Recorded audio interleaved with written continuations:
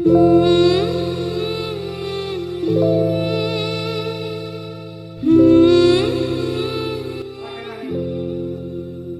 Human error की वजह से आप एनजेपी बूथ के लिए नॉमिनेटेड है और आपको तिनधारिया बूथ का पोलिंग वोटर लिस्ट मिल गई इसी वजह से, तो आप बूथ पर उस समय कुछ नहीं कर पाएंगे। इसी तरह से जो स्टाम्पिंग करने वाली मोहर है, पेपर सील है, और आपको जितने बैलेट पेपर्स रिसीव कराए जाएंगे आप उसका सीरियल नंबर के हिसाब से काउंट करके देख लें कि आपको प्रॉपर जितने रिसीव कराए जा रहे हैं उतने बैलेट पेपर्स आपको मिलेंगे और उसी सीरीज के मिलेंगे। तो आपका 2 तारीख का दिन इंपॉर्टेंट होगा। आप उसको पोलिंग मटेरियल को जब रिसीव करें तो सीरियसली रिसीव करें और अपनी टीम के साथ आए, आपको मिलाने में और बाकी की तैयारियों में सुविधा हो जाएगी। 2 तारीख के पहले आप एक काम और कर सकते हैं, आपको जो नॉमिनेटेड बूथ है उसका आप एक प्री इंस्पेक्शन भी कर सकते हैं, जिससे आपको लेआउट करने में वोटर्स किस तरह से आएंगे, सीटिंग अरेंजमेंट क्या होगा, किस तरह से निकलेंगे और वहां कोई अनडू गैदरिंग ना हो, इस टाइप की चीजों का एक खाका खींचने में आपको आसानी होगी अगर आप एक प्री इंस्पेक्शन कर लेंगे तो। 2 तारीख को आपको मटेरियल रिसीव हो जाएगा, तो आप 3 तारीख को अपने बूथ पे जाएंगे और बूथ का एक सेटअप कर लेंगे कि कैसे वोटर्स आएंगे, लाइन में लगेंगे, जो मैंडेटरी डिस्प्लेज होते हैं, वोटर लिस्ट का डिस्प्ले आउटसाइड दी बूथ होना चाहिए। इसके अलावा उनके लाइन लगने की जगह, पीने के पानी की व्यवस्था, जिसमें बूथ के जो लोग होंगे, बूथ जिस ऑफिस में सेटअप किया जाएगा या कंसर्न वेलफेयर इंस्पेक्टर होंगे वो आपको उसमें हेल्प करेंगे पानी वानी की व्यवस्था में। अदरवाइज बूथ का पूरा सेटअप आपको अपने हिसाब से करवाना है।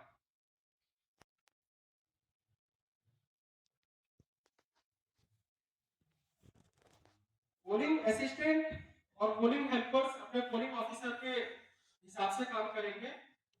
बैलेट पेपर इशू करने और वोट कास्टिंग की प्रक्रिया को अभी इसके नेक्स्ट में बताते हैं।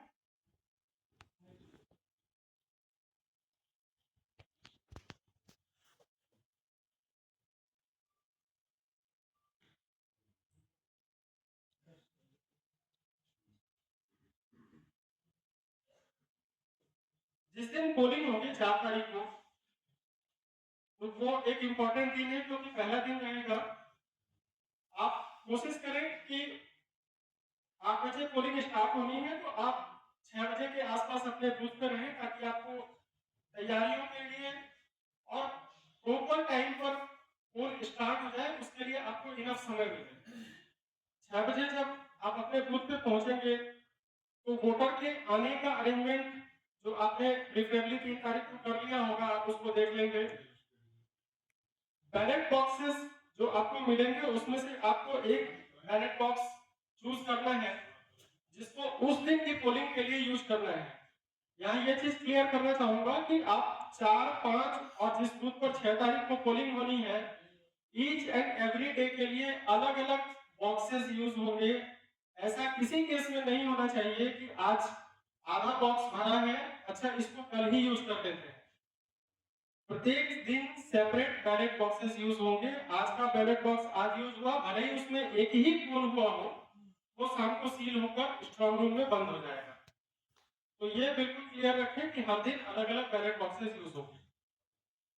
जब आप बैलेट बॉक्सेस को सुबह तैयार करने लगेंगे तो सबसे पहले खाली बैलेट बॉक्सेस को पोलिंग एजेंट्स को दिखा देंगे कि ये पूर्णतः खाली है, इसमें पहले से कोई वोट कास्ट किया हुआ नहीं है। पोलिंग एजेंट्स आपके बूथ पर 3 या उससे कम रह सकते हैं। अभी तक 3 कंटेस्टिंग यूनियन है एनएफआर में, तो एक पोलिंग बूथ पर प्रत्येक कंटेस्टिंग यूनियन को 2 एजेंट नॉमिनेट करने के लिए कहा गया है। किसी बूथ पर 3 मल्टीप्लाइड बाय 2 6 एजेंट हो सकते हैं। At any point of time किसी भी कंटेस्टिंग यूनियन का एक ही पोलिंग एजेंट आपके बूथ के अंदर रहेगा, दूसरा एजेंट बाहर ही रहेगा, और यदि किसी को कोई बाहर जाने की जरूरत है किसी भी वजह से तो वो अपनी जगह दूसरे पोलिंग एजेंट को बिठाकर एक आदमी बाहर जा सकता है। So for one booth 6 polling agent maximum हो सकते हैं। किसी यूनियन का पोलिंग एजेंट नहीं भी हो सकता है, 4 हो सकते हैं, 3 हो सकते हैं, 2 हो सकते हैं, कोई नहीं भी हो सकता है। किसी बूथ पर, यदि किसी यूनियन ने नॉमिनेट नहीं किया है तो।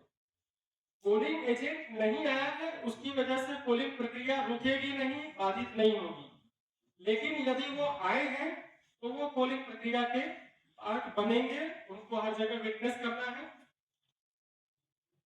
तो पोलिंग के लिए बैलेट बॉक्स जब रेडी करने लगेंगे तो पोलिंग एजेंट्स को ये दिखा देना है कि हमारा पोलिंग बॉक्स बैलेट बॉक्स पूरा खाली है। खाली होने के बाद ये बैलेट बॉक्स है जिसपे खोलने बंद करने की प्रक्रिया का एक वीडियो भी है, सीलिंग कैसे करनी है उसका एक वीडियो है, और प्रैक्टिकली आपको आज खुद से खोलकर और बंद करके समझ जाना है कि ये कैसे खुलेगा कैसे बंद होगा। जब आप बैलेट बॉक्सेस दिखा दिए और आपने उसमें पेपर सील लगाकर बक्से को बंद कर लिया तो ये आपका बक्सा टेम्पोररी सील कंडीशन में उस दिन की पोलिंग के लिए रेडी हो जाए। तो ये स्टार्टिंग तैयारी हुई। इसके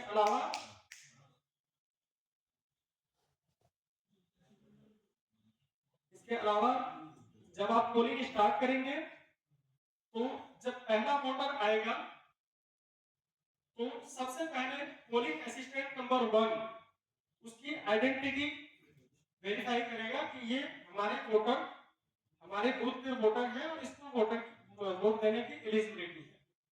तो इसके लिए प्रत्येक कर्मचारी को रेलवे का आई कार्ड इशू किया हुआ है। अगर उसके पास रेलवे का आई कार्ड नहीं है तो 6 डॉक्यूमेंट की लिस्ट है जो आपके मॉडलिटीज के पैरा नंबर 4.5 में दी हुई है। आप जब गो थ्रू होंगे मॉडलिटी जो आपको हैंडआउट मिला है वो मॉडलिटीज है, उसके पैरा नंबर 4.5 में यदि रेलवे का आई कार्ड नहीं है तो उसके पास फिजिकल कॉपी ऑफ आधार होगी तो उससे आइडेंटिटी वेरीफाई कर सकते हैं। एम्प्लॉय का उम्मीद कार्ड होगा ओरिजिनल फॉर्म में तो उससे वेरीफाई कर सकते हैं। भारत सरकार के वोटर आईडी कार्ड से कर सकते हैं, पैन कार्ड से कर सकते हैं, पासपोर्ट से कर सकते हैं और ड्राइविंग लाइसेंस से कर सकते हैं। ये इतने डॉक्यूमेंट हैं जिनसे आप एक वोटर की आइडेंटिटी वेरीफाई कर सकते हैं। तो जब वोटर आपके पास आए पोलिंग असिस्टेंट नंबर 1 के पास तो उसके पास एक कॉपी वोटर लिस्ट होगी। वोटर सबसे पहले अपनी पर्ची लेके आएगा कि मेरा नाम इस सीरियल नंबर पर इस बूथ पे है। अगर वो नहीं भी लेके आए तो वो अपना नाम बताएगा, आपको खोजना है। बट प्रैक्टिस ये रहती है कि बाहर से वो पर्ची लेके आता है कि मेरा नाम इस बूथ में सीरियल नंबर इतने पे है। आपने उनका सीरियल नंबर निकाला, नाम मिलाया, उसके वोटर की आइडेंटिटी वेरीफाई की कि हाँ ये हमारा वोटर है, इस बूथ पर है। उसको उसके नाम को पेन थ्रू करना है सारे कॉलम्स में।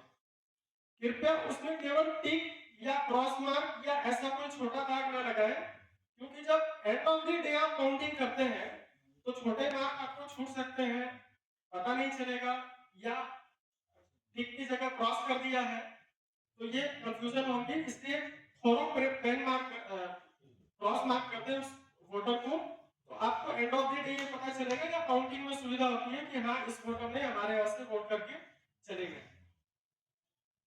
नाम स्ट्राइक आउट कर दिया, उसके हाथ पर इंडेलिबल इंक लगा दी और उसको गाइड करेंगे पोलिंग ऑफिसर के पास कि आप वहां से अपना बैलेट पेपर रिसीव करें।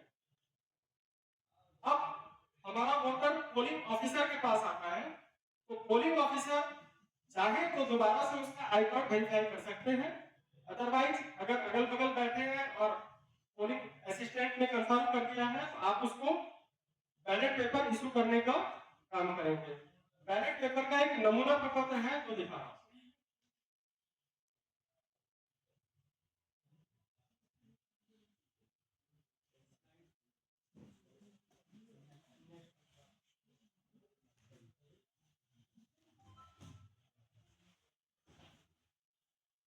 आपके सामने स्क्रीन पर जो दिख रहा है वो एनएफआर में जो यूज होगा वो नमूना बैलेट पेपर है। इसके 2 पार्ट हैं। इस लाइन से लेफ्ट हैंड साइड में ये काउंटर फॉइल पार्ट है और इस लाइन से राइट हैंड साइड में आपका मेन बैलेट पेपर है जो इस लाइन से फाड़ कर वोटर को दिया जाएगा उसमें स्टाम्पिंग करने के लिए। तो सबसे पहले पोलिंग ऑफिसर को अपना साइन जो जगह आइडेंटिफाइड है उसमें काउंटर फाइल पार्ट में भी करना है और मेन बैलेट पेपर पार्ट में भी करना है। ये पोलिंग ऑफिसर के ही साइन होंगे, इसमें पोलिंग असिस्टेंट या हेल्पर किसी और के साइन नहीं लेने होंगे। बैलेट पेपर इशू करने का राइट केवल पोलिंग ऑफिसर को है। आप यहां साइन करेंगे और जो आपको वोटर आ गया है आपसे बैलेट पेपर लेने के लिए, उसको काउंटर फाइल के पार्ट में मतदाता के हस्ताक्षर या सिग्नेचर और थंब इंप्रेशन ऑफ वोटर वाली जगह पर उससे भी साइन करवाना है कि हाँ मैंने अपना बैलेट पेपर ले लिया है। जब आप सिग्नेचर ले लेंगे और अपने सिग्नेचर कर देंगे तो इसको एक स्केल रखकर इस तरह से ये वाला पार्ट अलग होगा और उसको फोल्डिंग करने के लिए बताएंगे कि फोल्डिंग कैसे करना और स्टम्पिंग कैसे करना है। ये एक इंपॉर्टेंट चीज है। वोट इनवैलिड नहीं हो इसके लिए उसको आप अच्छे तरीके से बताइएगा कि स्टम्पिंग कैसे होगी। अगर आप इसको गौर से देखेंगे तो बैलेट पेपर पार्ट के 5 कॉलम बने हुए हैं। पहले वाले में सीरियल नंबर है, दूसरे वाले में नाम है ट्रेड यूनियन का, तीसरे वाले में ट्रेड यूनियन का एब्रिविएशन यूज होता है, इंग्लिश में लिखा है, एब्रिविएशन हिंदी में लिखा है और इलेक्शन सिंबल लास्ट में दिया हुआ है। स्टाम्पिंग की प्रक्रिया यह है कि वोटर को जिस किसी यूनियन के अगेंस्ट में वोट करना हो वो इन 5 कॉलम्स में से किसी भी कॉलम पर एरो क्रॉस मार्क से स्टाम्पिंग कर सकता है। एरो क्रॉस मार्क मिलेगा, इंक पैड रखा रहेगा, एरो क्रॉस मार्क पे इंक पैड पे लगाना है और इन 5 कॉलम में से किसी भी कॉलम पर स्टाम्पिंग कर सकते हैं, वो वोट वैलिड होगा। जब इसको फोल्ड करना है तो ये वर्टिकल फोल्ड होगा, ऊपर से नीचे, ताकि किसी भी कॉलम में अगर स्याही लगी है तो जब ओवरलैप होगी तो एक ही यूनियन के ऊपर स्याही अगर दोबारा से लग रही है तो उसी पे लगेगी और ये वोट इनवैलिड नहीं होगा। फोल्डिंग ऊपर से नीचे लंबी होगी, हॉरिजॉन्टल फोल्डिंग नहीं करेंगे कि आपने सपोज 3 नंबर पे या 2 नंबर पे वोट दिया और फोल्डिंग करते समय वो 1 नंबर या 3 नंबर पे दोबारा से लग गया तो एक से ज्यादा पे स्याही लगी रहेगी तो वो वोट इनवैलिड हो जाएगा। तो फोल्डिंग लंबी होगी और इस 5 कॉलम में से किसी पर भी एरो क्रॉस मार्क से स्टाम्पिंग कर देगा तो वोटर का वोट माना जाएगा। ये बातें उसको समझाकर बैलेट पेपर फोल्ड करना बताकर उसको गाइड करेंगे कि आप इंक्लोजर की तरफ जाएं जहां पर आपको वोट लगाना है। कार्डबोर्ड का वोटिंग कंपार्टमेंट बनाने का इंक्लोजर का मटेरियल दिया जाएगा। उस मटेरियल से वोटिंग कंपार्टमेंट इस तरह से बनाना है कि वो एक सेपरेट हो और हॉल में या बरामदे में या रूम में बैठा कोई भी आदमी या कोई अन्य व्यक्ति भी जो लाइन में लगा हो वो ये ना आइडेंटिफाई कर पाए कि हाँ इसने वोट किसको दिया, 1 नंबर पे डाला, 2 नंबर पे डाला, बाएं डाला, ये आइडेंटिफाई ना कर पाए। उसकी दूरी थोड़ी सफिशिएंट रखेंगे। ये सीक्रेट बैलेट है और मतदाता का सीक्रेसी मेंटेन करना कि उसने किसको वोट दिया, ये पोलिंग बूथ पे पोलिंग टीम का काम रहेगा। आपके पूरे बूथ को सीसीटीवी कवरेज मिलेगी इंक्लूडिंग स्ट्रांग रूम। तो आपका वोटिंग कंपार्टमेंट सीसीटीवी कवरेज से बाहर होना चाहिए और उसकी सीक्रेसी मेंटेन रहे, इतनी सफिशिएंट दूरी होनी चाहिए। अदरवाइज ये एक रूम में भी हो सकता है जहां लोग स्टाम्पिंग करके बाहर आए और बैलेट बॉक्स किसी ऐसी जगह पर होना चाहिए जहां से आप जो पोलिंग टीम के मेंबर्स हैं वो देख सकें कि जिस आदमी ने मेरे से बैलेट पेपर लिया वो वोट कास्ट करके बैलेट पेपर बॉक्स में डाल के ही बाहर जा रहा है, ऐसा नहीं कि उसने जेब में डाल के निकल गए। तो आप इस तरह से इस अरेंजमेंट को प्लेस करेंगे, वोटर को गाइड करेंगे, वो अपना वोट कास्ट करेगा। बाहर निकलते समय पोलिंग टीम में से कोई एक मेंबर ये ध्यान रखेंगे कि उसने अपना 2 मिनट रखेंगे कि प्रॉपर्ली उसने वोट अपना गिरा दिया है और एक वोटर जाएगा तो फिर दूसरा वोटर आपको एंट्री देना है। तो ये एक वोटर के वोट कर आपको कहीं कोई कंफ्यूजन हो तो हर हाल में यही हमारी गाइडिंग प्रिंसिपल की किताब है, आप इसके थ्रू जा सकते हैं। अगर इससे भी सॉल्यूशन ना हो तो आप कटिहार में जो इलेक्शन इलेक्शन ऑफिशियल्स होंगे जिनके नंबर आपको मिलेंगे, आप उनसे बात कर सकते हैं। किसी भी समय में पोलिंग टीम के किसी भी सदस्य के द्वारा अपना प्रेफरेंस जाहिर नहीं करना है। आपके बोलने से या आपके करने से ऐसा नहीं लगना चाहिए कि आप किसी खास यूनियन के प्रति आपके प्रेफरेंसेस झलकते हैं। और ये हर समय ध्यान में रखना है, ये इस इलेक्शन के पोलिंग टीम का सबसे पहला और बड़ा दायित्व होगा। इम्पार्शियलिटी हमेशा मेंटेन करनी है। डॉक्यूमेंट्स में देखिए, इंपॉर्टेंट डॉक्यूमेंट्स हैं जिनको आपको सेफ रखना है, जिसमें बैलेट पेपर है, वो आपको पहले ही मिल जाएंगे, पॉसिबली 2 तारीख को। उसके साथ एक पेपर सील मिलेगी जो इस डब्बे को का जो एंट्री पॉइंट है उसको सील करने के लिए मिलती है। ये वो चीजें हैं जिनको आप रिप्लेस नहीं कर पाएंगे। अगर आपसे खो जाती है तो ये इसका रिप्लेसमेंट पॉसिबल नहीं है। तो इन चीजों को केयरफुली, इंडेलिबल इंक है, आप बाजार में खोजने जाएंगे नहीं मिलेगी, तो आप ballot paper, paper seal, indelible ink, इन चीजों को केयरफुली हैंडल करेंगे। इसके अलावा कुछ फॉर्मेट्स मिलेंगे जिनको अभी तक नहीं दिया गया है, अदरवाइज यहाँ आपको डिस्प्ले किया जाता।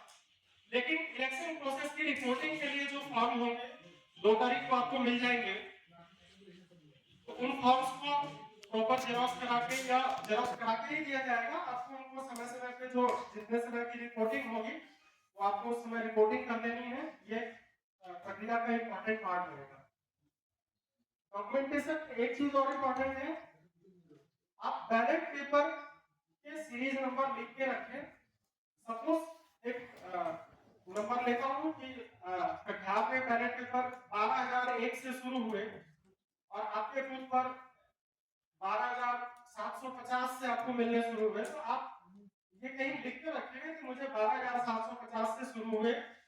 4 तारीख को 4 बुकलेट निकाली थी, 12750 से लेकर 12950 तक की बुकलेट खर्च हुई है। तो ये आपको रिपोर्टिंग में काम आएगी। आप इन चीजों की डायरी करेंगे तो ये बेहतर रहेगा। इसके अलावा पेपर सील, जो एक लंबी सील आएगी, उसमें भी नंबर होते हैं। आप उन नंबर्स को लिख के रखेंगे कि इस दिन के बक्से के लिए कौन से नंबर की पेपर सील यूज हुई है। ये इसका तत्काल रिलेवेंस नहीं होता है, लेकिन कभी कभी कंटेस्ट हो जाए कि हाँ ये बक्सा हमारा नहीं है, या पोलिंग एजेंट्स ये कहे कि ये बक्सा तो उस बूथ पे था ही नहीं, आपने पता नहीं कहां से रखवा दिया, तो ये चीजें फिर काम आती हैं, आपसे पूछी जाएगी। तो इन चीजों को नोट करके रखें। इसके अलावा जो फॉर्म्स दिए जाएंगे इलेक्शन की रिपोर्टिंग के लिए, वो इंपॉर्टेंट होंगे। आपको समय समय पे उनको जैसा कहा जाए वैसा रिपोर्ट करते हैं। कंपेनियन साथ में जा सकता है, उसको एनेक्सर 5 के डिक्लेरेशन में डिक्लेरेशन साइन करके देना होगा, और ये डिक्लेरेशन पोलिंग ऑफिसर सुरक्षित रखेंगे।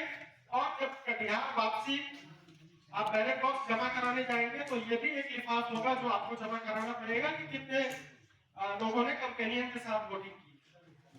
तो ऐसे कोई भी लोग जिनको दिखाई नहीं देते हो, कंपेनियन लेके जा रहे हैं या बिल्कुल चलने में असमर्थ है, खड़ा होने में असमर्थ हो रहे हैं, उनको आप कंपेनियन से अलाउ कर सकते हैं। वो प्रॉपर फॉर्म के साथ आएंगे। एक कंपेनियन एक ही आदमी के साथ हो सकता है।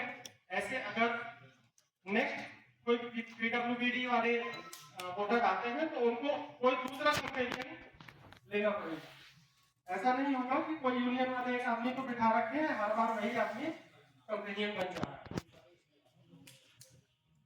कुछ चीजें तो बिल्कुल नहीं करनी है। किसी भी वोटर को गाइड नहीं करना है, ऊपर से लगाना, ऊपर से वोट देना, या इस बूथ पर तो इतने फला यूनियन के ज्यादा बढ़ रहे हैं, इस टाइप की कोई भी बात आप अपने मुंह से नहीं करेंगे। इलेक्शन प्रक्रिया को किसी के फेवर या डिसफेवर में इंफ्लुएंस करने की कोशिश पोलिंग टीम के द्वारा नहीं की जाएगी। पोलिंग बूथ के अंदर अनऑथराइज्ड व्यक्तियों का प्रवेश निषेध है, जिसमें कैंपेनिंग करने के लिए कोई यूनियन वाले या अन्य कोई भी ऐसा आदमी जो उस बूथ में वोटर भी नहीं है और चुनाव कर्मी भी नहीं है, उसको आप अलाउ नहीं करेंगे। पोलिंग बूथ पर पोलिंग ऑफिसर के अलावा किसी भी अन्य आदमी को, including polling agents, polling assistants, polling helpers, using mobile phone, smart camera, anything, any device जिसका यूज कैमरा के रूप में वीडियोग्राफी के लिए या अन्य किसी चीज के लिए जो इलेक्शन प्रक्रिया को बाधित कर सकती हो उसको अलाउ नहीं करेंगे। केवल पोलिंग ऑफिसर के पास स्मार्टफोन रहेगा, वोटर के पास भी नहीं रहेगा। पोलिंग ऑफिसर को अपने सिक्योरिटी वालों को ये बोल देना है कि जब वोटर अंदर आएंगे तो स्मार्टफोन लेके नहीं आएंगे। पोलिंग ऑफिसर्स अपना स्मार्टफोन यूज कर सकते हैं, वो इलेक्शन प्रक्रिया के लिए यूज करें, अन्य किसी चीजों के लिए ना करें। ये मॉडलिटीज में बहुत क्लियरली लिखा है। कोई अनऑथराइज्ड आदमी नहीं आएगा, और अगर मीडिया वगैरह से इंटरेक्शन की बात होगी तो आप अपने पीआरओ को रेफर करेंगे कि आप पीआरओ से बात कर लें। आप अपने बूथ पर मीडिया से इंटरेक्शन को अवॉइड ही करें तो बेहतर है। किसी वोटर से, किसी यूनियन के रिप्रेजेंटेटिव से या अन्य किसी बाहरी आदमी से कन्फ्रंटेशन या ऐसी किसी बात पर न जाए कि आपकी पोलिंग प्रक्रिया बाधित होती हो, लेट होती हो। हर हाल में आपको, मुझे या किसी भी अन्य व्यक्ति को मॉडलिटीज के हिसाब से ही काम करना पड़ेगा। तो जो रूल बोलेगा वो फॉलो करना है, अगर रूल में नहीं है तो नहीं करना है। कन्फ्रंटेशन हर हाल में अवॉइड करना है।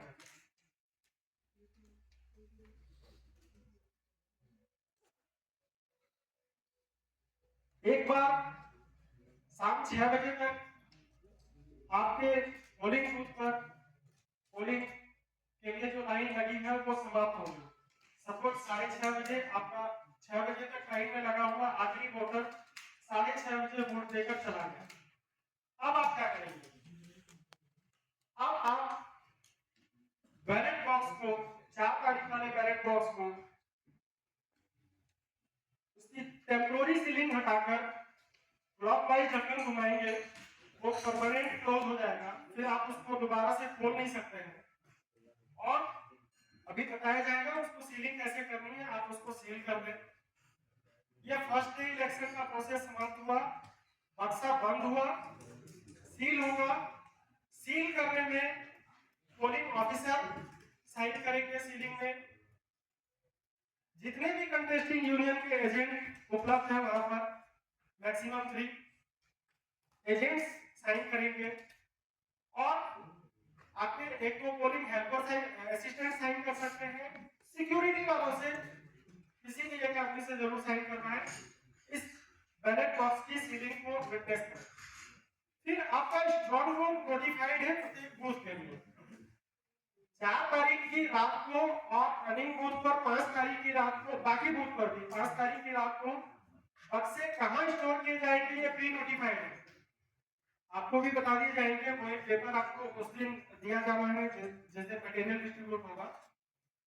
आप अपने स्ट्रॉन्ग रूम में बक्से को रखेंगे, स्ट्रॉन्ग रूम क्लोज होगा, और स्ट्रॉन्ग रूम की क्लोजिंग में फिर से पोलिंग ऑफिसर, पोलिंग असिस्टेंट, कोई एक पोलिंग एजेंट्स जितने भी उपलब्ध रहेंगे, और सिक्योरिटी वाले, इतने लोग कम से कम स्ट्रॉन्ग रूम के सीलिंग प्रक्रिया को जरूर से जरूर विटनेस करें। पहले दिन के पोल समाप्त होने पर स्ट्रॉन्ग रूम में जो बक्से जमा हो गए, वो 5 तारीख को दिन में स्ट्रॉन्ग रूम किसी काम के लिए नहीं खोला जाना। ऐसा नहीं होगा कि दिन में हमें कोई काम पड़ गया तो स्ट्रॉन्ग रूम खोल लीजिए।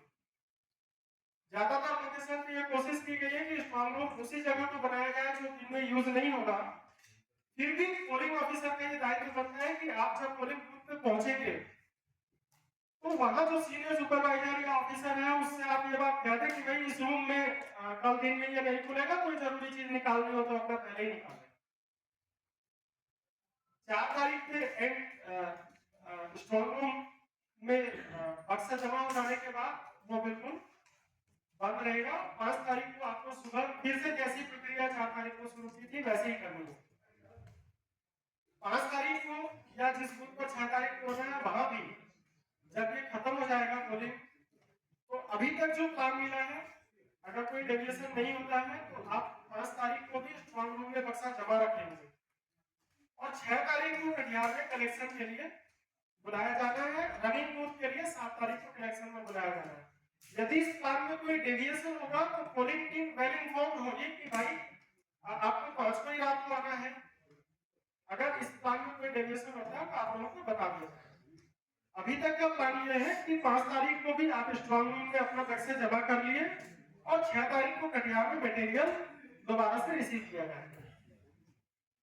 तो ये 2 दिन की पोलिंग समाप्त हुई, बक्से इस तरह से बंद हो गए। पोलिंग ऑफिसर की डायरी का फॉर्मेट होगा जिसमें दिन भर में आपने कितने बैलेट पेपर रिसीव किए थे, कितने बैलेट पेपर यूज हो गए हैं, आपके स्टेशन पर कोई अनकवार्ड इंसिडेंट हुआ है, इस तरह की घटनाओं के लिए जो पोलिंग ऑफिसर की डायरी का फॉर्मेट होगा वो 2 तारीख को अवेलेबल कराया जाएगा।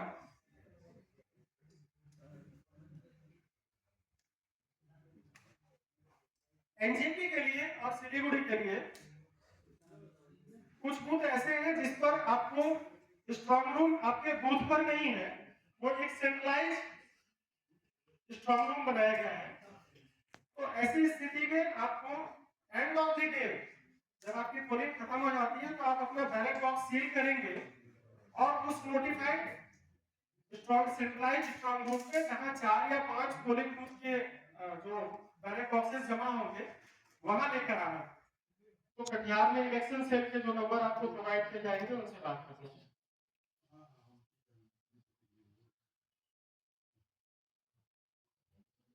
सिक्योरिटी स्टाफ आरपीएफ की तरफ से आपके बूथ पर प्रेजेंट रहेंगे। वोटर की तरफ से, टेस्टिंग यूनियन की तरफ से या जो वहां पॉइंट ऑर्डर बना रखना है वो हर हाल में बना रहना चाहिए। ये सिक्योरिटी वालों से मिलकर पोलिंग ऑफिसर्स की ड्यूटी रहेगी कि वो उसको ठीक ठाक रखे, अरेंज रखे, कोई दिक्कत। 4 तारीख को ये बिल्कुल नई चीज होगी। आप कुछ भी शुरू करेंगे तो वो नया ही होगा, भले ही आप सीख के जाए या पढ़ के जाए। तो आप अपने हाथ में समय रखें, इसको हैट्रिक न बनाए कि आप 7:30 बजे पहुंच रहे हैं, अब आपका बैलेट बॉक्स खुल नहीं रहा है। सपोज आपकी कोई इंपॉर्टेंट चीज घर में छूट गई या गाड़ी में छूट गई तो आप अपने पास समय रखेंगे, आप शेड्यूल को हर हाल में फॉलो करेंगे। पूरे भारत में 8 बजे पोलिंग स्टार्ट होनी है तो होनी है।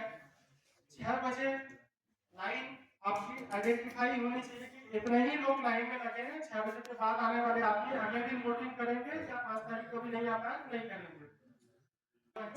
आप ये आइडेंटिफाई कर सकते हैं। This might be way to identify कि हमारा पोलिंग आज का 6 बजे तक का नहीं। आपको जो आई कार्ड मिले वो आप आई कार्ड पहन के बैठेंगे तो आप आइडेंटिफाइबल होंगे। जो पोलिंग शेड्यूल है वो पूरे भारत में एक जैसा है, तो आप इसको अडेयर करेंगे कि हाँ आपका पोलिंग 8 बजे स्टार्ट हो जाए और 6 बजे तक जो लोग लाइन में लगे हैं वो निश्चित रूप से आपके पास पोलिंग करके जाए। 3 यूनियन अभी तक नहीं, ये फाइनल हो गया है। एनएफआर में 3 यूनियन कंटेस्ट कर रही हैं। तो आपके बूथ पर जो बैलेट पेपर आएंगे वो उसमें 3 यूनियन के डिटेल्स होंगे और आपके पोलिंग एजेंट्स जो मिलेंगे वो प्रत्येक यूनियन के लिए 2 पोलिंग एजेंट्स का मैक्सिमम नॉमिनेशन हो सकता है। आपके पास मैक्सिमम 6 पोलिंग एजेंट 3 यूनियन के लिए और या उससे कम हो सकते हैं यदि किसी यूनियन को किसी खास बूथ पर पोलिंग एजेंट की उपलब्धता नहीं हो पाती है।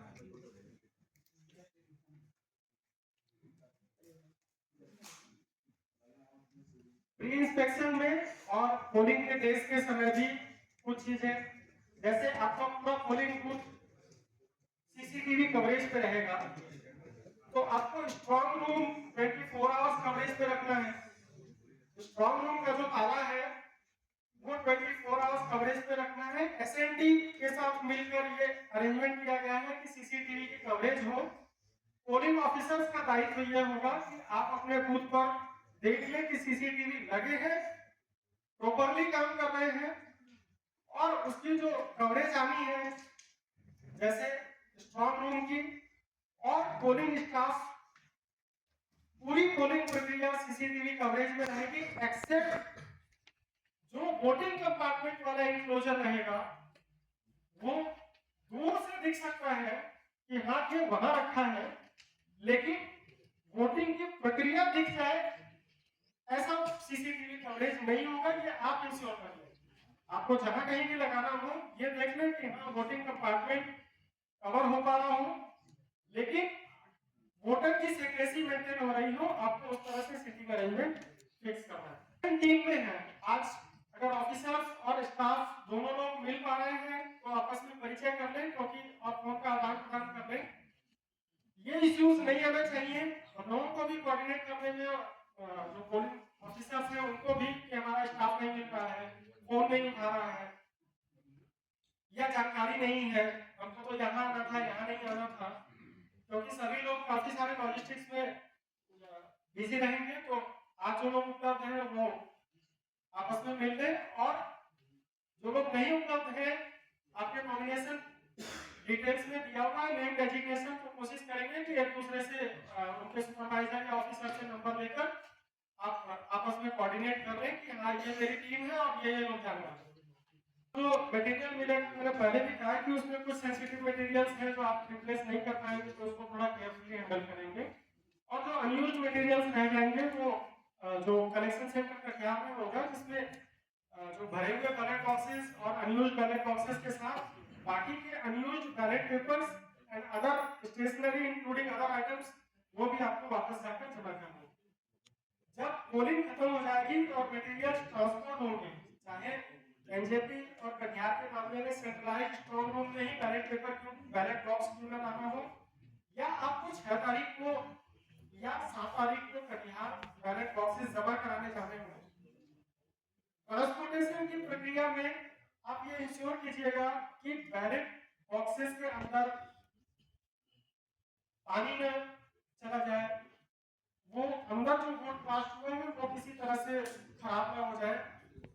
ऐसे तो बॉक्सेस इस तरह से बने हुए हैं कि ये बियर एंड टियर होने की कोई संभावना नहीं है, फिर भी थोड़ा एक्स्ट्रा केयर इसलिए लेना है कि रीपोलिंग की कोई भी संभावना हम लोग नहीं करना चाहते, क्योंकि रीपोलिंग करनी होगी तो फिर 10 तारीख को रीपोलिंग होगी, तो दोबारा से सारी प्रक्रिया और उसका सेटअप हो जाता है। तो जब ट्रांसपोर्ट करेंगे तो उसको भी केयरफुली लेकर जाएंगे।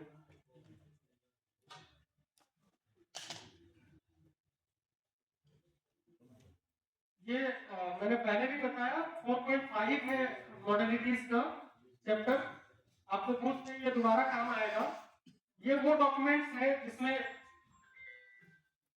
ये वो डॉक्यूमेंट्स आपको शेयर कर लिया जाएगा। ये चीजें जो पावर पॉइंट प्रेजेंटेशन है प्लस आपको मॉडलिटीज भी दी गई हैं, ये हम लोग शेयर भी करेंगे ग्रुप में।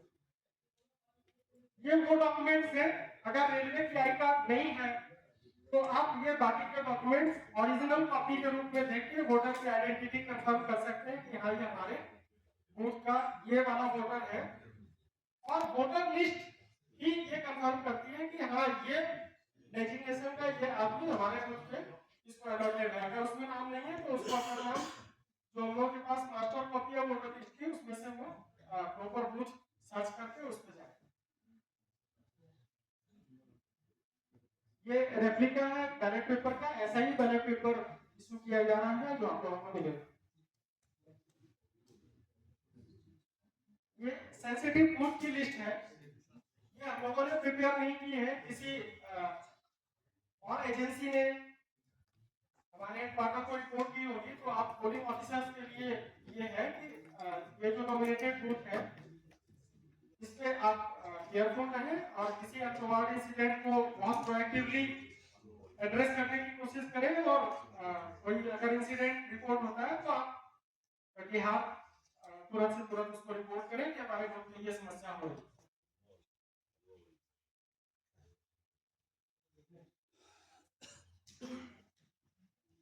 कुछ जरूरी चीजें और हैं, आपके बूथ के 100 मीटर की पेरिफेरी में यूनियन को अपनी कोई भी कैनवासिंग कैंपेनिंग एक्टिविटी करने की परमिशन नहीं है। यूनियन वाले जनरली पर्ची काटने के लिए अपना स्टॉल लगाते हैं या कोई जगह नॉमिनेट करते हैं या स्टाफ आए तो अपने नाम की पर्ची कटवा के लेकर। आप ये देखें कि वो भी 100 मीटर्स या बियॉन्ड अपने कहीं पे उन्होंने अपना स्टॉल लगाया हुआ है, वो आपके पेरिफेरी में नहीं।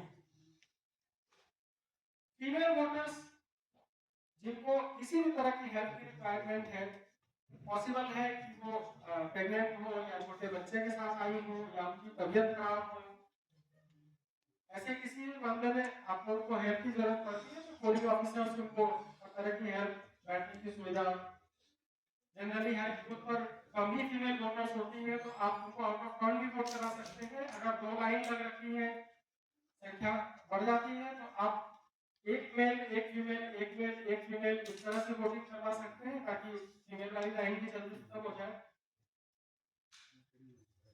और उनको यदि और कोई जरूरत आपके बूथ में मेडिकल एड के लिए लोग रहेंगे, यदि उनको किसी तरह की जरूरत पड़े, छोटे बच्चे के साथ या फीडिंग के लिए कोई रिक्वेस्ट करती है तो उनको कोई रोड या एरिया जो आपको अनयूज हो वो मुहैया कराया जाना चाहिए। वहाँ पे आपको प्रोएक्टिवली उनको हेल्प करना है। आपके बूथ के जो भी फीमेल महिलाएं आए या पीपल विद बेंचमार्क डिसेबिलिटीज आए, ओपिनियन को जो वो लेके जाएंगे वो उसकी एक प्रक्रिया है, फॉर्म 5 में डिक्लेरेशन के साथ आएंगे। अदरवाइज भी उनको बैठने की प्रॉब्लम नहीं होनी चाहिए। अगर उनको चलने की दिक्कत है, बैलेट बॉक्स प्रक्रिया, चुनाव प्रक्रिया समाप्त होने के बाद जब स्ट्रॉन्ग रूम सील होगा उसको भी विटनेस करेंगे। एंड इफ दे डिजायर कि हमको ट्रांसपोर्ट में भी इनके साथ ही जाना है, कहाँ जमा कर रहे हैं, तो यू में अलाउ हिम, वो आपके साथ आए और सेंट्रलाइज स्ट्रॉन्ग रूम में जहाँ जमा करवाता हूँ, पोलिंग एजेंट्स अपने सामने जमा करवाएं, देयर इज नो प्रॉब्लम। पहुंच गए तो वो आपके प्रत्येक चुनाव प्रक्रिया में आप उनको जो विटनेस करने के लिए जो 2-3 पॉइंट है वहां वो विटनेस करेंगे और उनकी सीटिंग अरेंजमेंट इस तरह से देनी है कि वो पूरी चुनाव प्रक्रिया को दूर से देख सके, आपको इंटरफेयर न करे, उनको अपना आइडेंटिफिकेशन करना, अपना आइडेंटिफिकेशन करें, लेकिन वो पूरी चुनाव प्रक्रिया को आसानी से देख सके। उनको इस तरह से सीटिंग अरेंजमेंट आपको प्रोवाइड करनी है बूथ के अंदर।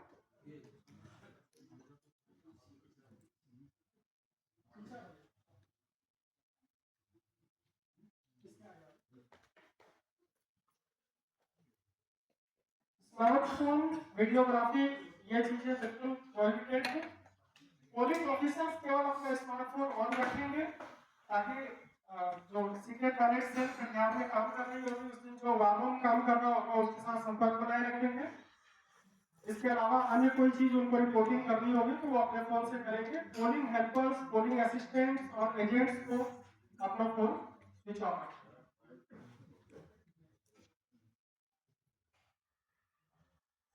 ये एक इंपॉर्टेंट चीज है, जो आपको वोटर लिस्ट मिलेगी उसमें इतने कॉलम रहेंगे।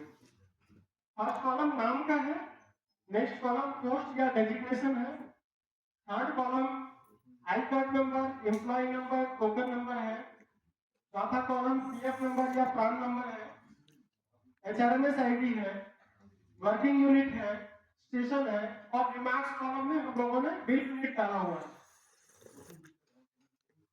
तो ये वोटर लिस्ट का फॉर्मेट रहेगा।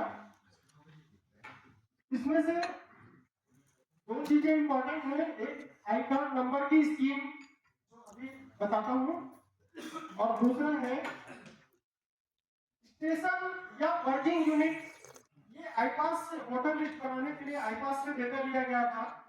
संभव है कि जब डेटा लिया गया था अगस्त में, उसके बाद से कुछ चेंजेस हुए हो, किसी का वर्किंग यूनिट या किसी का स्टेशन हो सकता है कि थोड़ा चेंज हो गया हो, तो सिर्फ इस वजह से आप वोटिंग से डिबार मत कीजिएगा कि उसका वर्किंग स्टेशन या वर्किंग यूनिट नहीं मिल रहा है। अगर नाम, पीएफ नंबर, एचआरएमएस आईडी मिल रहे हैं तो उसकी आइडेंटिटी कंफर्म है।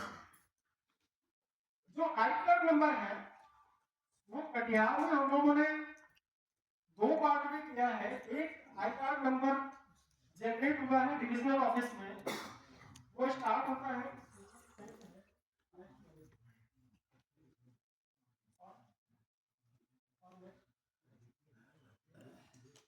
जो कटिहार के डिविजनल ऑफिस से आई कार्ड नंबर जनरेट हुआ है, वो आई कार्ड नंबर है KIRD, कटिहार डिवीजन ऑब्लिक।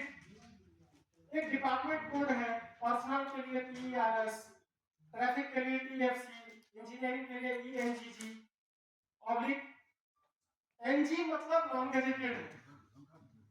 और उसके बाद एक सीरियल नंबर है, that would be 121055। Serial number 1 से शुरू करके समवट 14,000 तक ये सीरियल नंबर आते हैं, ये आपको वोटर लिस्ट में छपा हुआ मिल जाएगा। इसके अलावा एक कॉलम उसमें और रहेगा, ये जो 4 या 5 डिजिट या 1 डिजिट का जो भी लास्ट नंबर रहेगा, उसके बाद ऑब्लिक करके एक नंबर और रहेगा, ये वोटर लिस्ट में नहीं मिलेगा। ये इंडिविजुअल डिपार्टमेंट के द्वारा जनरेट किया गया कोड है, जो हमारे वोटर लिस्ट में पब्लिकली अवेलेबल नहीं है। तो आप इस ग्राउंड पे आई कार्ड को डिवाइड मत कीजिएगा कि जो मेरे यहाँ आई कार्ड में नंबर दिया हुआ है वो आपके आई कार्ड में वो नंबर नहीं है। लास्ट वाला नंबर मिसमैच हो सकता है। तो आप आई कार्ड के जो वेरी बेसिक प्रिंसिपल है कि नाम या बाकी की डिटेल्स मिल रही है, तो आई कार्ड की नंबर की स्कीम मैंने समझा दी है, वो लास्ट वाला नंबर आपको एडिशनल फिजिकल आई कार्ड में मिलेगा। और आपको अगर अन्य कोई परेशानी होती है तो आप उससे कोई एडिशनल कार्ड मांग सकते हैं, अदरवाइज आई कार्ड उसके पास रहेगा।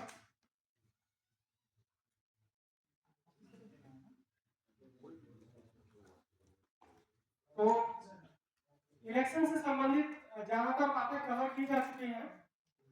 2 तारीख को हम लोगों को यहाँ मटेरियल डिस्ट्रीब्यूट करना है, एक टीम आएगी, कहाँ पर एग्जैक्टली मटेरियल डिस्ट्रीब्यूट होगा, किन किन बूथ के लिए होगा, वो ग्रुप में नोटिफाई कर दिया जाएगा।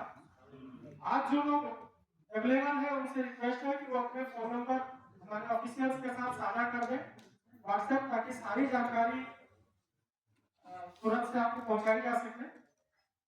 और ये रिक्वेस्ट रहेगी कि जो लोग जिस बूथ पे नॉमिनेटेड हैं, कृपया एक बार 2 तारीख के पहले ही फिजिकल वेरिफिकेशन कर लें तो बहुत अच्छा, और नहीं तो 3 तारीख को आपको जाना ही है वहां पे। इसी के साथ यदि किसी का भी क्वेश्चन हो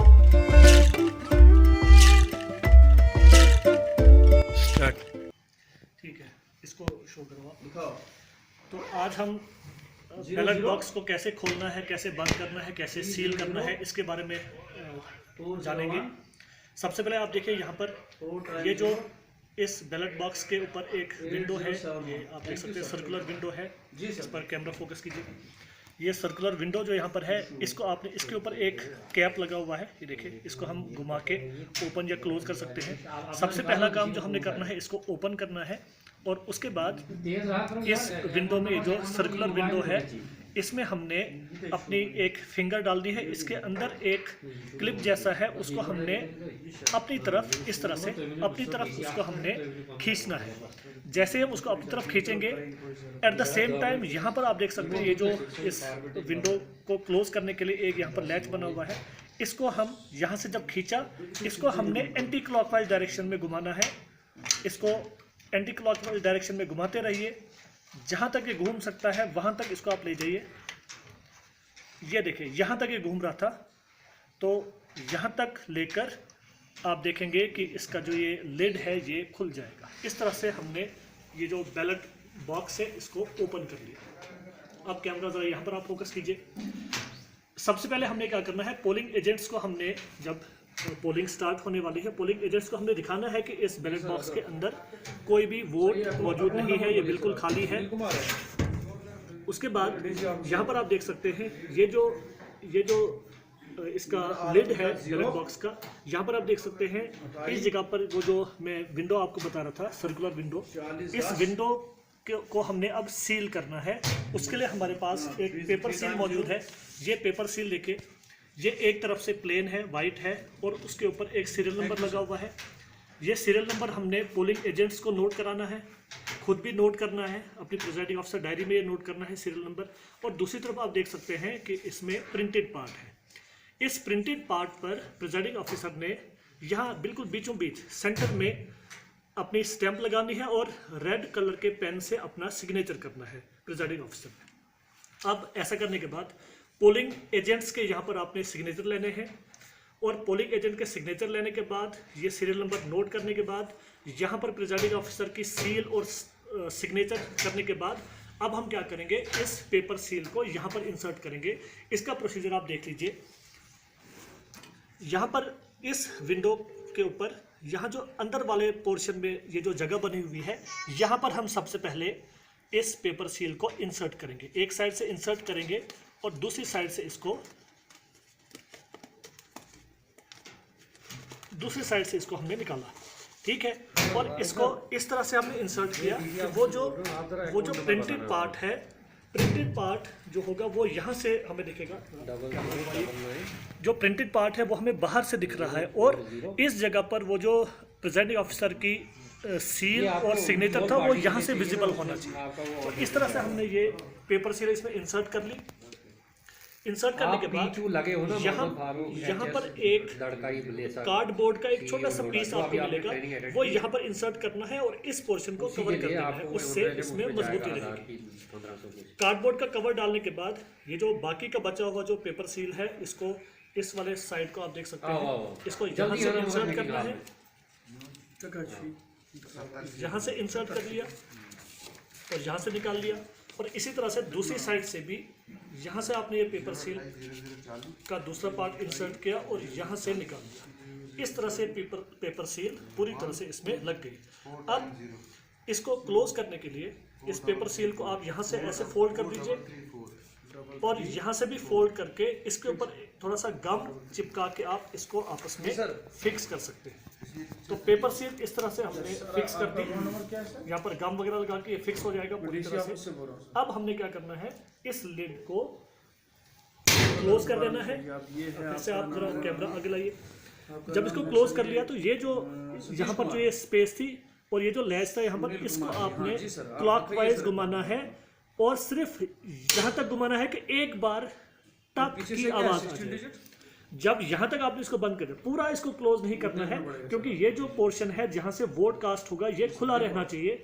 और ये जो विंडो क्लोजर था यहाँ पर, विंडो के ऊपर जो ये था, इसको आपने अब ऐसे मोड़ के यहाँ पर आपने एक जो वायर आपको मिली होगी बाइंडिंग वायर, वो इसमें डाल के इसको क्लोज कर देना है टेम्पररीली, तब तक जब तक वोटिंग चलेगी।